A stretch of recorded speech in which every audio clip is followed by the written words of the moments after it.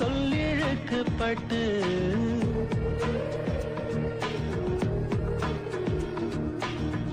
எப்பொருள் யார் யார் வாய் கேட்பேனும் அப்பொருள் மெய்ப்பொருள் காண்பதறிவு.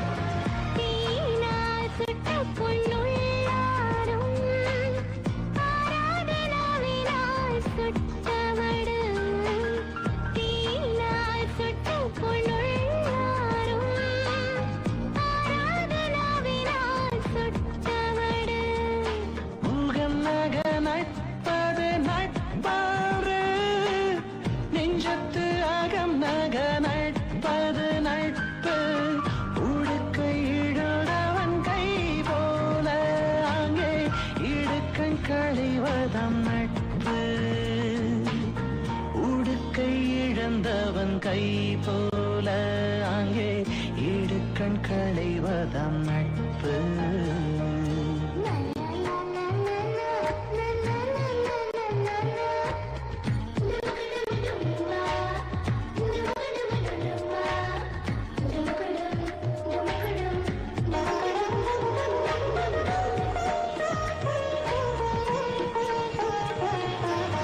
சொல்லுக சொல்லிற்பயனுடைய சொல்லற்க சொல்லில் பயனில சொல். சொல்லுக சொல்லிற்பயனுடைய சொல்லற்க சொல்லில் பயனில சொல்.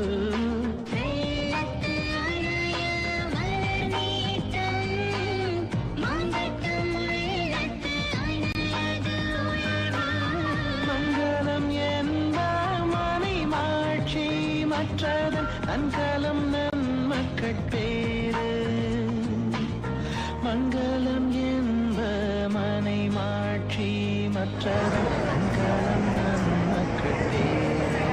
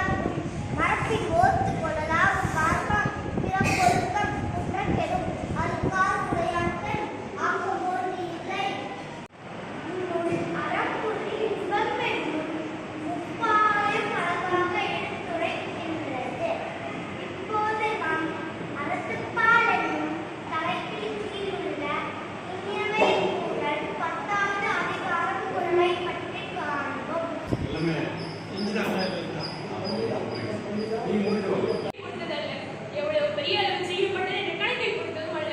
மக்கள் எல்லோருக்கும் ஒரே விதமான வாய்ப்பு கிடைப்பதில்லை. உயிரச்சம் நான்கின் திறம் தெரிந்து தேரப்படும். குடிப்பிறந்து குற்றத்தில் நீங்கி வடுப்பறியும் நானுடையான் கட்டே தெளிவு. அரிய கற்று ஆசற்றார் கண்ணும் தெரியுங்கால் இன்மை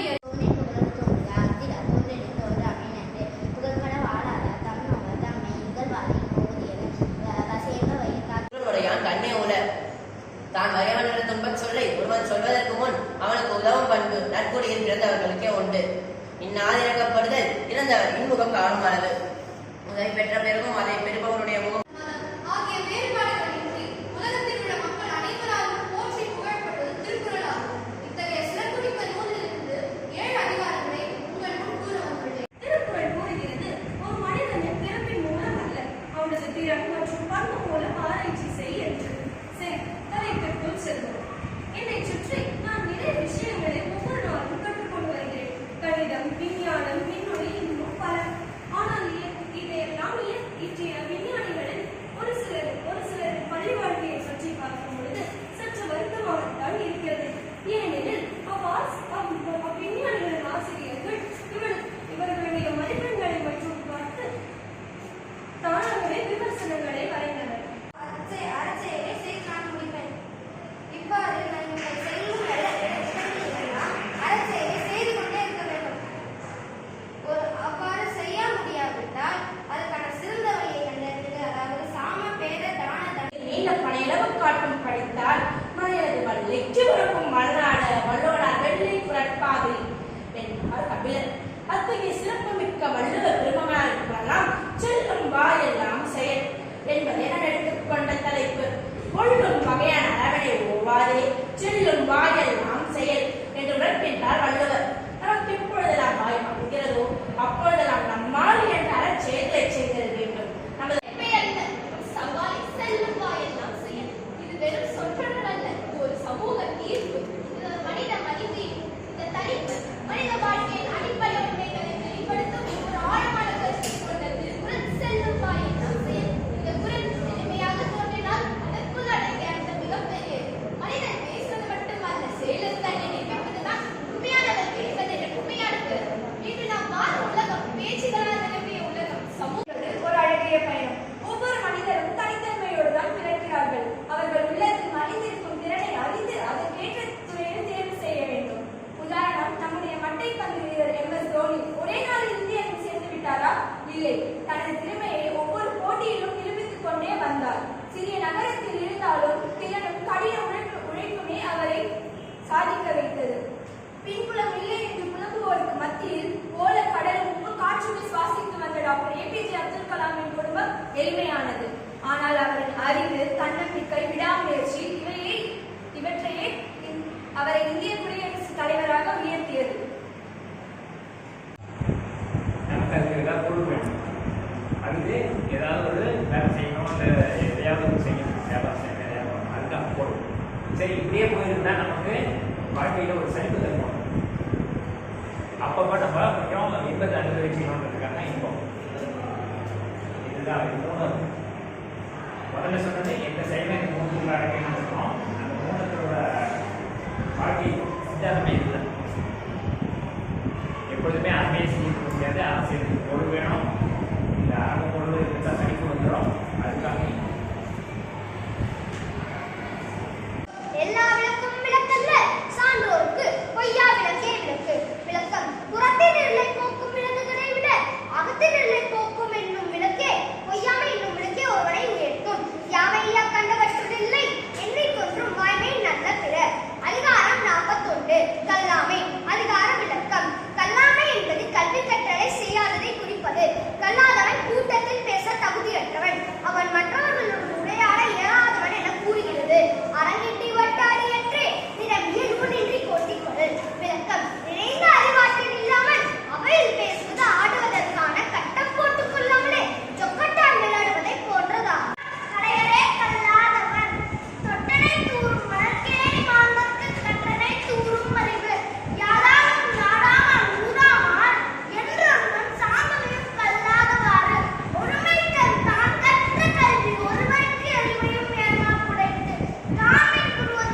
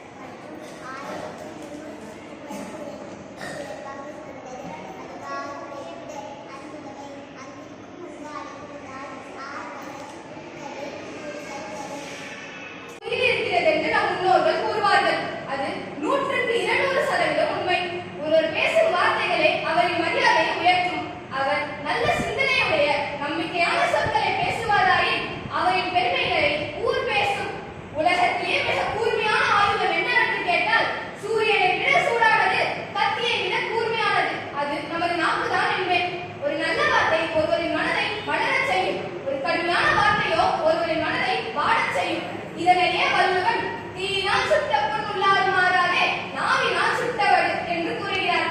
நல்ல வார்த்தைகள் நமது வாழ்க்கையின் கதவை திறக்கும் சாவி போன்றது. முதலில் அறத்தை பற்றி அறிதல் வேண்டும். அறம் என்றால் என்ன? இச்சொல்லை கேட்டவுடன் பலரை கேட்ட அது ஒரு தத்துவம். அறிவினை மிகுதியாக கொண்ட சான்றோர்கள், அறிஞர்கள், ஞானிகள் போன்றோரால் மட்டும்தான் கடைபிடிக்க முடியும் என்பதாகும். அறத்தின் வழிகள் வாழ்க்கையை அமைத்துக் கொண்டவர்கள் வெகுளிகளாகவும் ஏமாளிகளாகவும் இருப்பர் என்பது மற்ற சிலரின் பார்வை. ஆனால் அறத்தின் உண்மையான பொருள் இவை அல்ல. பிறகு என்ன? பிறருக்கு உதவுதல் அறம், பெற்றோருக்கு பெருமை சேர்த்தல் அறம், நம் முகத்தில் பொருந்திய புன்னகை அறம், பெரியோருக்கு மரியாதை செலுத்துதல் அறம்.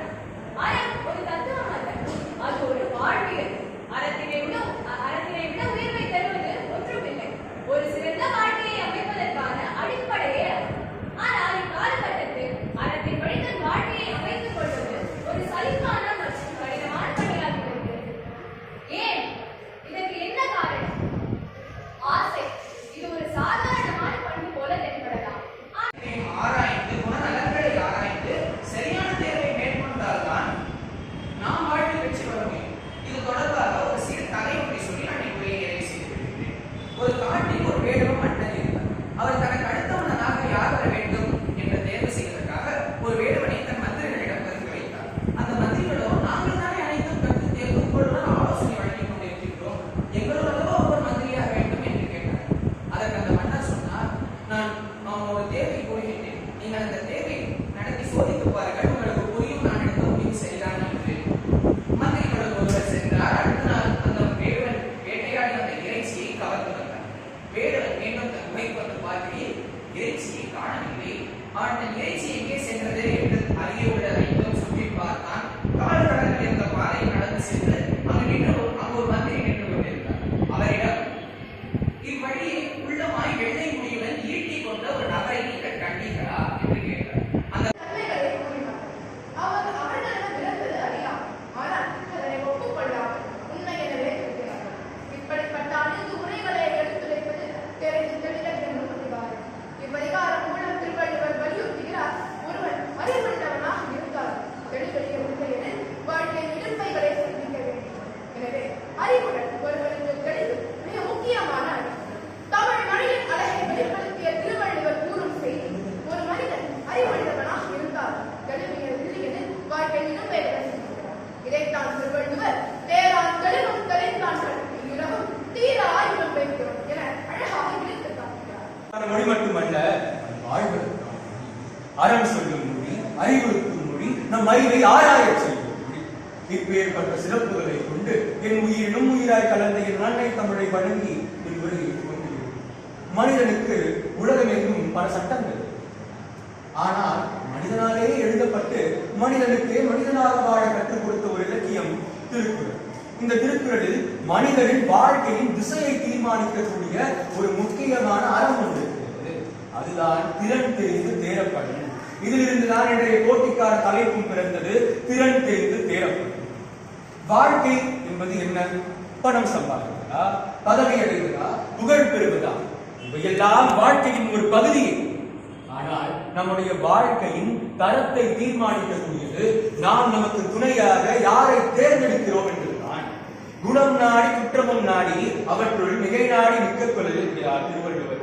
ஒருவருடைய நல்ல குணம் தீய குணம் அனைத்தையும் முழுமையாக ஆராய்ந்து அதன் மிகுதியின்படி அவரை நாம் நமக்கென தேர்ந்தெடுக்க